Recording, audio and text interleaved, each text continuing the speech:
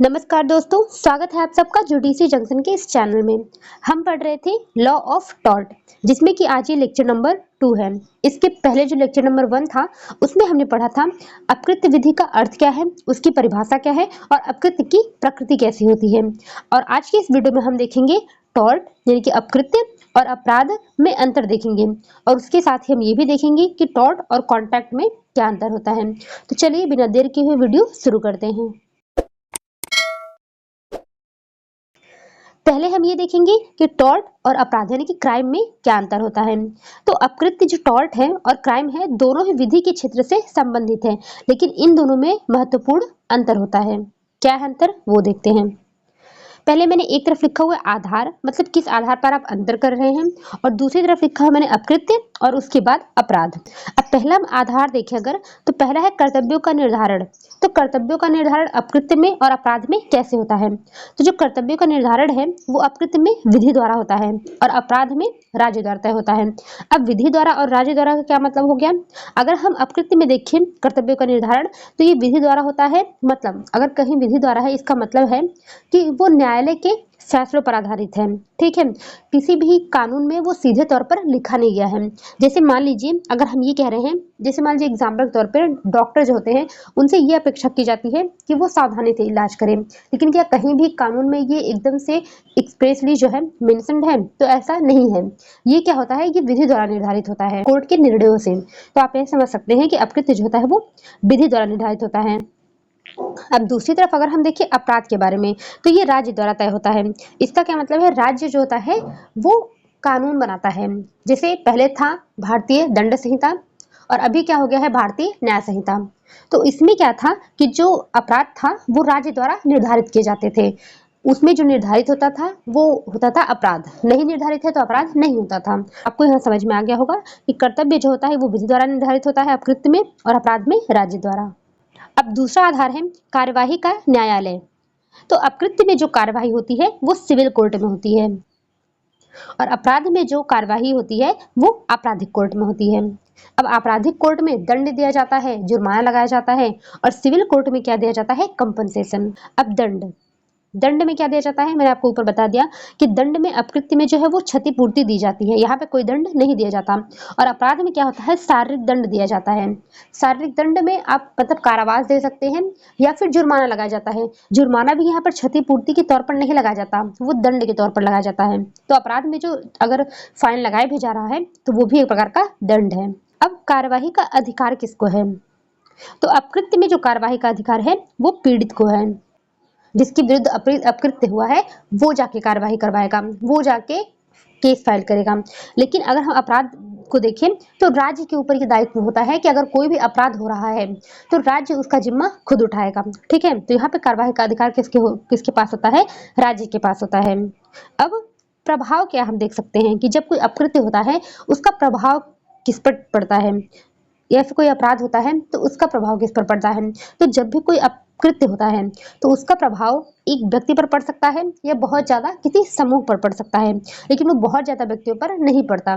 ठीक है, अगर हम बात करें अपराध की तो ये समस्त समाज पर पड़ता है। कोई भी, जैसे कोई हत्या हो गई, लूट हो गई, चोरी हो गई, तो इसमें क्या होता है, समाज में भय उत्पन्न हो जाता है, तो पूरे समाज को भयभीत कर देता है ये। लेकिन जो अपकृत्य होता है जिस व्यक्ति के खिलाफ होता है, या तो वो उससे प्रभावित होता है या कुछ समूह के लोग प्रभावित होते हैं, लेकिन अपराध में समस्त समाज पर ये प्रभाव डालता है। अब इसका उद्देश्य क्या है, तो उद्देश्य है इसका हानि को पूरा करना। अपकृत्य में क्या होता है, अगर किसी व्यक्ति का कुछ लॉस हो गया तो उसको पूरा करने के लिए हम उसको कंपनसेशन देते हैं। और अपराध में जो दंड दिया जाता है उसका उद्देश्य क्या है, उसका उद्देश्य क्या है, अपराधी को भयभीत करना, ताकि फ्यूचर में वो दोबारा ऐसा काम ना करे। तो इतना ही अंतर था अपकृत्य और अपराध में। ये मेन पॉइंट है, इसके अलावा भी आप बढ़ा घटा सकते हैं, लेकिन इतना मेन पॉइंट था। तो मुझे लगता है आपको ये समझ में आया होगा। अब हम दूसरा अंतर देखेंगे, अपकृत्य यानी कि टॉर्ट और कॉन्ट्रैक्ट में क्या अंतर होता है। क्योंकि अपकृत्य ये भी एक सिविल रॉन्ग है। अगर हम कॉन्ट्रैक्ट की बात करें, ये भी एक सिविल रॉन्ग है। दोनों में ही कार्यवाही कहाँ की जाती है, सिविल न्यायालय में की जाती है। लेकिन फिर भी दोनों एक जैसे तो लगते हैं, लेकिन अंतर है इन दोनों में। तो इसमें भी हमने ऐसे ही किया है, एक तरफ आधार लिखा है, एक तरफ अपकृत्य और संविदा। तो पहले हम आधार देखते हैं। तो क्या है इसमें, कर्तव्यों का निर्धारण। तो कर्तव्य का निर्धारण इसमें क्या है, पहला है अकृत्य में जो है वो विधि द्वारा है। जैसे मैंने उसमें बताया था कि न्यायालय का जो निर्णय आता है उससे निर्धारित होता है कि क्या अकृत्य है क्या नहीं है, कंपनसेशन मिलेगा या नहीं मिलेगा। तो इसमें जो निर्धारित किया जाता है कर्तव्य, वो विधि द्वारा निर्धारित किया जाता है। लेकिन जो संविदा है उसमें कर्तव्यों का निर्धारण जो होता है वो पक्षकार द्वारा किया जाता है, क्योंकि कॉन्ट्रैक्ट देखिए क्या होता है कि दो लोगों के बीच में होता है। जैसे मान लीजिए ए है, बी है। ए ने बोला कि मुझे तुम्हारी बाइक 5,000 रुपए में खरीदनी है, तो बी ने बोला ठीक है। तो बी ने 5,000 रुपए दिए, ए ने उसको अपनी बाइक दी। तो यहाँ पे कर्तव्यों का निर्धारण किसने किया? दोनों पक्षकारों ने सिर्फ किया है। दूसरी बात है वाद का अधिकार किसको है? तो अपकृत्य में क्या होता है, जो पीड़ित है उसको होता है, और संविदा में वाद पक्षकार द्वारा, मतलब दोनों, चाहे ए हो पार्टी चाहे बी हो, किसी के भी अधिकार का उल्लंघन हुआ, कोई भी अगर किसी ने भी ब्रीच किया कॉन्ट्रैक्ट का, तो किसी को भी वाद का अधिकार है। तीसरा है अधिकारों का उल्लंघन। तो अपकृत्य में क्या होता है, लोकलक्षी अधिकारों का उल्लंघन होता है, मतलब राइट इन रेम। मैंने पिछले वीडियो में भी बताया था, मैं फिर से बता रही हूँ कि राइट इन रेम क्या होता है, मतलब जब आपका जो अधिकार है उसको, मतलब उसको निभाने का जो दायित्व होता है वो समस्त समाज के प्रति होता है। आपके प्रति अगर कोई टॉर्ट हो रहा है, मतलब अगर आपका कोई अधिकार है, तो उसका उल्लंघन कोई भी नहीं कर सकता, चाहे वो कोई भी व्यक्ति हो, कोई भी नहीं कर सकता। तो अगर आपका कोई ऐसा अधिकार है जो समस्त समाज के प्रति है, तो उसको बोलेंगे राइट इन रेम। अगर जैसे आपका सम्मान है वो पूरे समाज के प्रति है, कोई भी आपका मानहानि करे चाहे वो कोई भी हो, तो आप उसके लिए वाद लाने का अधिकार रखते हैं। तो ये क्या हो गया, राइट इन रेम हो गया। अगर वहीं दूसरी तरफ हम बात करें संविदा की, तो इसमें क्या होता है, व्यक्तिगत अधिकारों का उल्लंघन, इसको बोलते हैं राइट इन पर्सोनम, मतलब आपके पर्सनल राइट का उल्लंघन हो रहा है। जैसे अगर मान लीजिए ए और बी ने कोई कॉन्ट्रैक्ट किया, और मान लीजिए बी ने कॉन्ट्रैक्ट का ब्रीच कर दिया, तो आप वाद किसके प्रति ला सकते हैं? अगर बी ने कॉन्ट्रैक्ट का ब्रीच किया है, तो आप जो ए है वो वाद कहाँ लाएगा, वो सिर्फ बी के प्रति ला सकता है ना। अब हम तीसरा देखते हैं बात, क्षतिपूर्ति का उद्देश्य क्या है। अगर हम अपकृत्य में देखें, इसमें क्षतिपूर्ति का क्या उद्देश्य है? इसमें क्या होता है कि घटना न होने पर व्यक्ति जिस स्थिति में होता है उस स्थिति में व्यक्ति को बनाए रखना। जैसे मान लीजिए किसी ने न्यूसेंस किया, या फिर किसी की ट्रेसपास कर दी, किसी की कुछ प्रॉपर्टी खराब कर दी, तो इसमें क्या होता है कि व्यक्ति को कंपनसेशन देके उस स्थिति में रखना जिसमें वो पहले होता अगर टॉर्ट नहीं हुआ होता उसके प्रति। लेकिन संविदा में इसका एकदम उल्टा है। इसमें क्या है, व्यक्ति को उस स्थिति में बनाए रखना जिसमें संविदा पूर्ण होने पर वह व्यक्ति होता, कि अगर कोई कॉन्ट्रैक्ट हो जाता तो वो जिस स्थिति में होता उसको उस स्थिति में बनाए रखना, ये बात होती है कॉन्ट्रैक्ट में। अब लास्ट में हम देखते हैं एग्जाम्पल। एग्जाम्पल अपकृत्य क्या है, उपताप, न्यूसेंस, सब हम देखेंगे भी डिटेल में। अभी आप घबराइए मत, अभी सब देखेंगे हम बाद में, ठीक है? आगे वाले जितने भी लेक्चर होंगे हम सब देखेंगे।